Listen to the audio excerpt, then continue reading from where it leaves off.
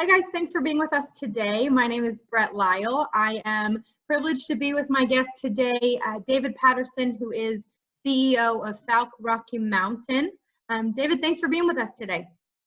You bet, Brett. Thanks for having me.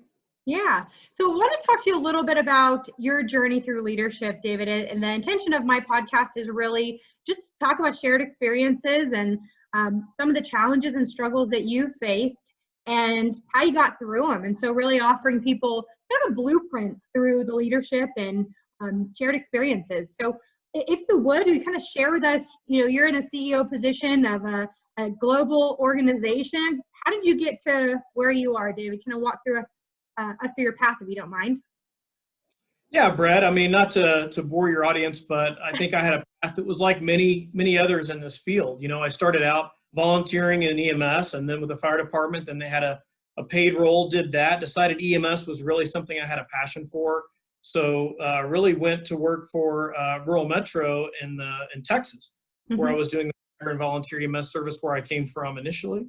And then moved from the Houston area to, during my university time in undergrad, I was a student EMS group and got a job with working on the ambulance in rural Metro, who was doing the 911 service in Waco, where I was living, and then moved to Fort Worth and had the chance to work for a couple of years in the MedStar system, and then moved to Colorado about 20 years ago for the role I had with rural Metro leading their Colorado market, and then transitioned to Falck in 2013. So really starting in the field as a line EMT and a paramedic, and then took on the role of supervisor and field instructor, and then took on the role of ops director, and then on general manager, and into the role I have today.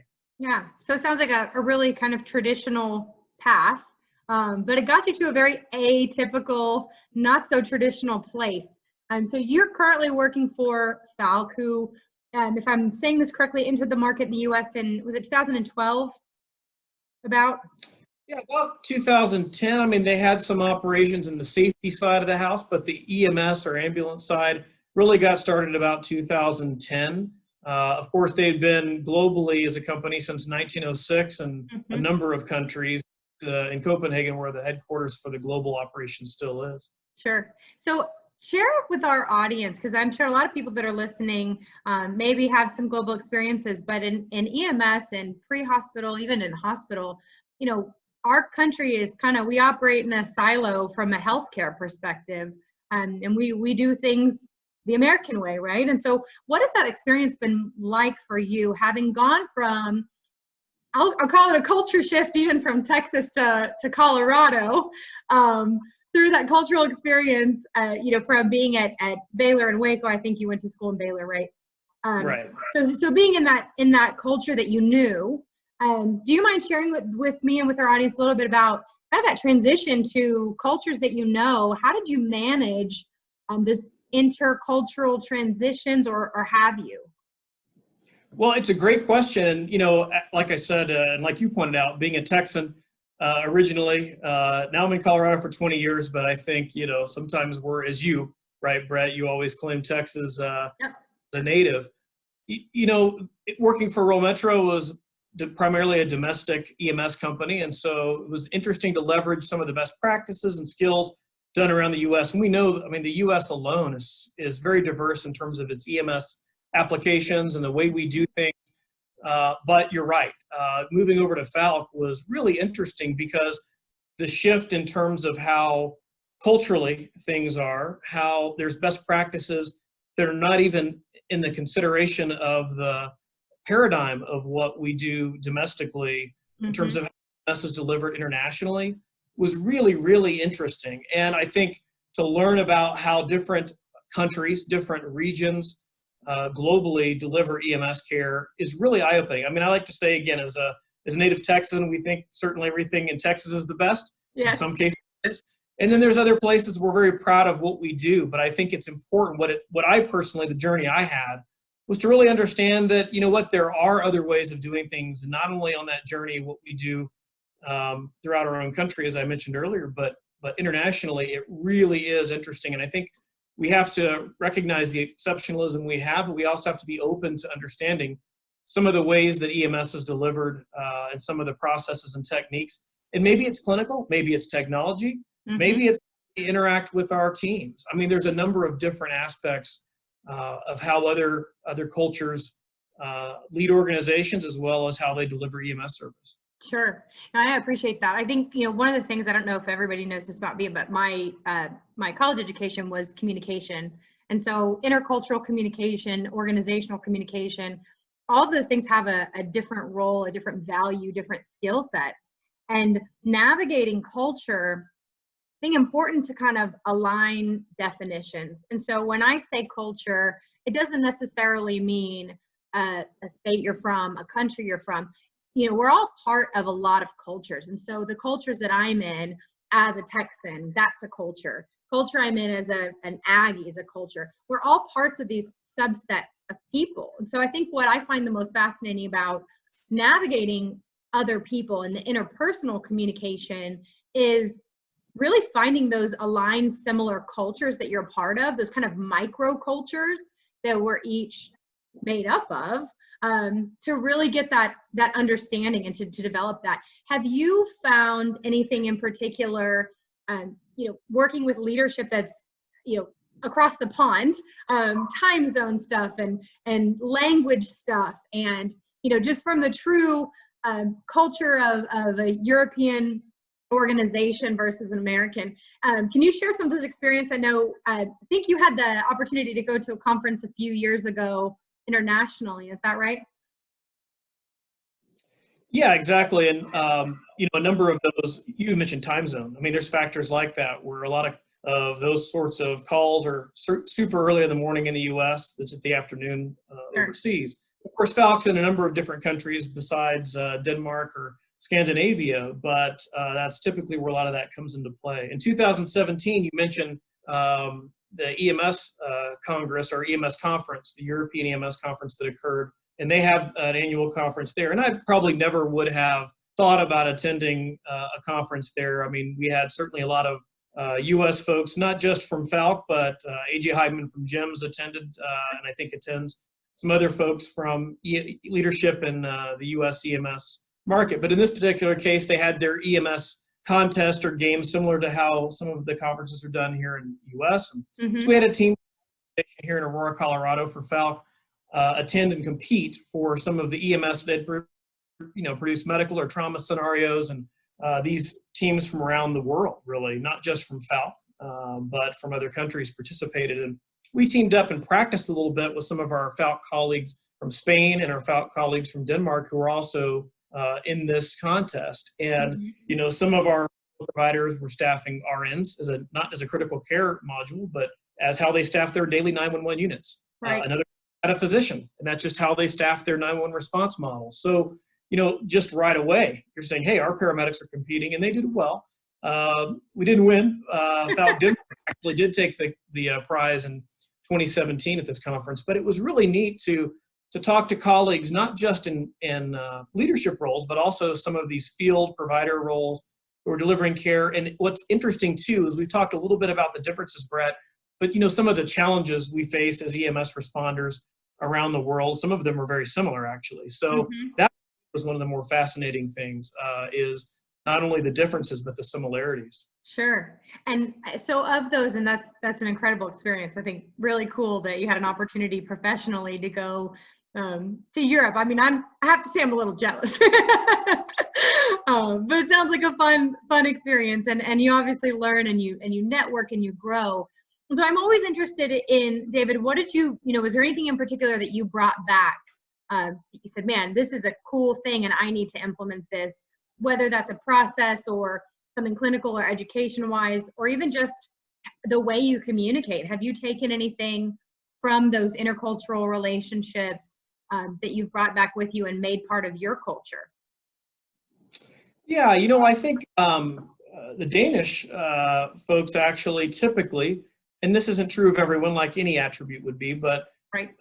Generally speaking, they're much more direct in their communication than perhaps we are here. So that's an adjustment you get used to. As it relates to EMS practice, for example, I would say if you look at Europe in general, how they use devices for patient movement, extrication, stretchers, I would say they're probably a little ahead of us in terms of some of the technology that they've employed to ensure safe movement of patients, not just for the patient, but also for the providers. Sure.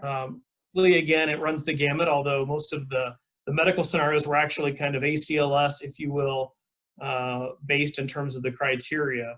But there's always those practices. And so what I've personally taken from it is to be able to say, hey, it's not just going to that conference. And Brett, you're right. It was an awesome experience for our team. Right. Glad I got to chaperone them, so to speak. But it was really eye-opening. And if anyone does have the opportunity to travel to that European EMS conference, I would highly recommend it, just for the experience, for all we're talking about today, just to be able to learn a different approach and understand, also to help you provide information to those folks in terms of what you're doing in your community and maybe some best practices, because we are one big EMS family, and that is an opportunity. But I would say it's not just that conference for me. That journey has been continually keeping that mind open to those practices, those processes, the way the folks communicate. What successes are they having as it relates to generational leadership? What successes are they having, not just on the clinical side or, again, the practical side of patient movements and that sort of thing, but really having that much broader resource, if you will, to learn from and to share with has really been, I would say, the most eye-opening and beneficial piece that I've experienced in my time with Falck. Sure, and I imagine that it would be. So you go and you go with one mindset, and you come back with even just a little bit of a more open mind or an understanding. I think there's huge value in that. So I'm curious to know, when you're talking to your folks, so you run Colorado, Rocky Mountain, and that's you're based out of Aurora, right? Right. So when you're in Colorado and you're leading meetings and you're having these discussions, it's interesting that you say that they are more direct, that the Danes are more direct, because typically Americans are known for being pretty direct. You know, when our cultural, and so I'm speaking from someone being from Texas, maybe, you know, maybe in the northern states or the Northeast, you know, I love cultures, let's just say that. So in the South, we have a lot of Latin influence and a lot of you know, Hispanic culture, and they're not as direct as sometimes we as Americans are. But then you go Northeast and they're more direct than we are as Southerners. And so I think those barriers and those people and how people communicate, really, you know, I mean, we all heard it a million times, right? It's not what you say, it's how you say it. To get the message across is something that I'm really passionate about. So I'm curious, because I kind of played on words a little bit with the name of this recording, right? It's the Emergent Leadership. What does Emergent Leadership mean to you, David? Yeah, well, first of all, it's a great name. I think it's a great podcast title. You know, for me, when I first heard the title, I was thinking about it being, as it relates to, of course, the play on the emergent of what we do, and then, of course, emerging leadership. I think a lot of that is really finding. The first thing I thought of really was thinking about that next generation of leaders in my profession, in our profession, and thinking, how do those folks really find those roles? And for me, it was a thought that, and when I talk to all of our new employee hire groups on their first day, one thing that it sounds so obvious, but I don't think it is necessarily all the time, and that is, some of these folks, have you ever aspired to be in leadership? Maybe it hasn't even been in the paradigm for them to consider that. In other cases, maybe they've wanted to do it but don't know how to go about doing it. So it's very simple, but I say, look, the first thing is, how do we help you in your career, and how do we help you achieve what your goals are? Whether it's in leadership, whether it's maybe not in EMS, maybe it's in healthcare, maybe it's the fire service, or maybe it is in EMS leadership. But you have to tell us. We're trying to do a lot of things as leaders, but we can't read minds, at least not yet. And so from those folks that say, you know what, I'm new at this and I want to be a paramedic and I want to work for a little while as a field medic, but I want to pursue a track on education. So how do we connect you and help you design that path on clinical leadership and education? Or the person says, you know, I want to be in supervision and leadership. Well, how do we get you on that supervisory track and help you develop your career and be a part of that? But that first piece, as obvious as it sounds, is articulating and having that conversation and raising your hand and saying, this is what I want to do, and how can I get there, and how can you help me? So it seems really obvious. The second part of that, some folks look at me and say, well, I've never thought about leadership. That's someone else, right? And I would say, challenge yourself. maybe it's not, you have to want to love it. You have to have a passion for it. But at the same time, some folks have never even challenged themselves to consider, could I do that? And so to get that thought process going of saying, okay, yeah, I don't necessarily want to do it tomorrow, but if I start planting the seeds today for a leadership career, challenge yourself to consider that, yeah, you could do this. Just like when, I'll speak my own story. When I was an EMT, and paramedic school is not easy. And when I was in paramedic school, there were times you think, gosh, I'm going to give up, or I don't know if I can do this. And you say, you know what? Yeah, I'm going to challenge myself. I can get through this. I can do this, and I can see myself getting through and meeting that goal. It's the same, I think, with pursuing leadership roles, not only in our industry, but really in any organization or industry. Right. Well, and you hit on two things. One, the self-awareness and the kind of personal introspection to say, what do I want out of my career as step one? But I also heard you say that you believe strongly in asking the question. I think a lot of times we put the onus on someone else, right? And so I really strongly believe, hey, if I don't take ownership of my career, who's going to? That said, it's nice to know that there are people out there like yourself who are inspiring and motivating that conversation to say, maybe you haven't thought about this. And I mean, EMS is a physically demanding career. And there are people who have, been on a truck. I mean, you probably don't know off the top of your head, but you've got people in your operation, I'm sure, who are, in their 40s, pushing, 50s, maybe even a little bit older, who just physically, you get to a point in your career where you go, okay, what's next? And I think when you have those conversations earlier in your career and you start opening your mind, the same as those intercultural conversations, to say, what are my options? What else is out there? What else can I do in this caregiving industry that I'm so passionate about? How can I continue to help people in maybe a different path? And so I think it's interesting, David, to hear you, having come from that traditional path, say that you're engaging in these conversations with people earlier in their career to ask the question, what do you want your path to look like?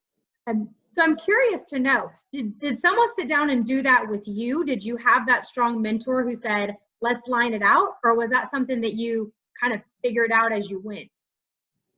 Well, I think it's both. And, on that line, I would say also to be careful. I might say if you worked with us, Brett, you'd be a great supervisor. But if you don't want to be a supervisor, that's not a good combination either. Right. So it is to know what your goals and aspirations are, so I can facilitate or try to help where I can in that, or Falck or your employer can help you with that. But for me, like most, I had some great mentors in my career. It was never really mapped out or a career, but I did think about, maybe this is where that advice comes from. I thought about, hey, this is what I want to do. And I set some goals professionally that I had. And then I articulated those goals. And I was fortunate to have mentors that saw potential and said, oh yeah, well then I'm going to provide that support. And to me, as cliche as it sounds, that's where you have to give back as well. Once you are able to achieve some of those leadership roles, it is not just optional. To me, it's an obligation. You have to extend that hand and say, how can I be that person that, was someone for me that mentored or offered that. To me, it's a little bit more blatant perhaps, and that folks, I think, have their own motivations. But to me, it's about, again, challenging that paradigm that they may have, that they've never either considered it, or they have the aspiration but haven't necessarily told anybody. And so it's very, very difficult to find that. And I would say the advice with that is, I mentioned the clinical path or the supervisory path, but really finding what is it, that thing that you really have a passion for doing. And most EMS providers have a passion for EMS. That's why they're in the field. There's maybe some other aspects to what that career provides. And so you help design that based on what your individual passions and strengths are. Because the bottom line is, if you like doing something and you have fun and it's rewarding, then it really comes a lot more naturally, I think, than if you're forced into something. Back to my example of drafting a supervisor. That never works. I mean, what has EMS typically done? We've taken the senior most person, who on the ambulance, and say, hey, let's make him a supervisor. Well, arguably the skill sets of a paramedic and a skill set of a frontline supervisor, probably there's a Venn diagram, right? There's some overlap, but majority probably not. So we need to find those folks that have that passion for maybe serving others in that leadership role, and find those things. Yep. Yeah, I had a really great conversation with another leader in the industry who shared similar kind of sentiment. Look, they're different skill sets, and so being a good clinician and being a great paramedic doesn't necessarily mean you're going to be a great, in a leadership role. And frankly, vice versa. And we talked through a little bit of management versus leadership and those skill set differences. So I guess I love to hear you kind of speaking that same truth. I love to hear your passion. Clearly, people that work under you are privileged to be under your leadership. And so I appreciate that. It's nice to hear people that have that traditional career path. I myself am not a clinician. And I've always said I don't play one on TV. I don't pretend to be one. There's people who do that well, and I respect and appreciate them. But I think it's finding that passion, and sometimes that passion is leadership. Sometimes it's not. But to your point earlier, sometimes you don't know that it is until you get there, right? So I think there are times where, whether it's the best practice or not, people get put in leadership roles. So do you have any advice for those people as they're saying, all right, I'm a clinician, I'm a really, great paramedic, or I'm a really great EMT, and now I got to manage people, and that may not be my bag. Do you have any advice for how those people kind of transition, and how do they become stronger leaders if they don't necessarily recognize that in themselves quite yet? Yeah, I think that's a great question. I think, sometimes it is about that mentorship and finding someone who can help develop that skill, just as you would an instructor in a paramedic program who develops those clinical skills. In some cases, though, on that career path, I think the option might be to find, is there some sort of, and I will use the term apprenticeship, but that's probably more of in the trades world, not ours. But, in our case, for example, in our organization, we have cross-trained paramedics who fill in as supervisors. So if the full-time folks take their time off or need to fill in, so they're in a part-time role, but it gets you that toe in the water. Maybe you're not full-fledged in terms of having all of the skills you need, but you can manage a shift for a day, and you can be successful in solving problems. And that really, I think, gives you a taste of whether, is this something, when the phone is ringing every 30 seconds with a new fire to put out, figuratively speaking, and this issue is happening, and I got to respond to this call, and the multitasking that's required, you're going to probably know very quickly, is that reward there or not? The other thing I think in EMS leadership, and this isn't necessarily my original thought, but I think it's a really good one. Paramedics and EMTs, we're used to short-term gratification. So if I defibrillate someone and I get a viable rhythm, that's rewarding. If I administer D50 to a hypoglycemic patient and they wake up, that's rewarding. Mm-hmm. As we know, leadership doesn't necessarily have that same immediate, you get some immediate feedback, of course. Long-term journey for the reward side of that as a leader. And I think that paradigm shift is another big one that's really, really large for especially new and aspiring leaders. And so I think, but having a chance to find, that maybe that tryout role for yourself as well as organizations, a great way to, again, dip that toe in the proverbial water and see if it's your thing. Sure. That's great. And, some organizations do, they kind of pair people, and they are more intentional with even partners on a truck, right? How do they design what that looks like when they do a shift bid? Are they putting the most senior with the newer guys, and what that design is? And there's a lot of conversation around strategy there. Keeping it simple. It's just about, as I'm hearing you say, as an employee, as a leader, as a clinician, wherever you are, as a CEO of, Falck Rocky Mountain, having that mindset of, I've got more to learn. There's more out there, and people know things that I don't know. And so having that mentality that you don't know everything. And I think especially in leadership really is not only integral, but it's critical that you have that mindset of what else is there, because you're going to get feedback, and it's not always going to be the right thing. And you didn't always make the decision that's the most popular, and some of those challenges that come with that. I think all come down to, are you open to that? Are you open, whether that's a constructive criticism, feedback, a process, a tough decision, or as much as to say, hey, I got this super direct communication from my boss's boss, and I don't know how to manage that communication style. Just having that mindset of openness, that there's other ways that things can be done in the world. There's more than one way to skin a cat.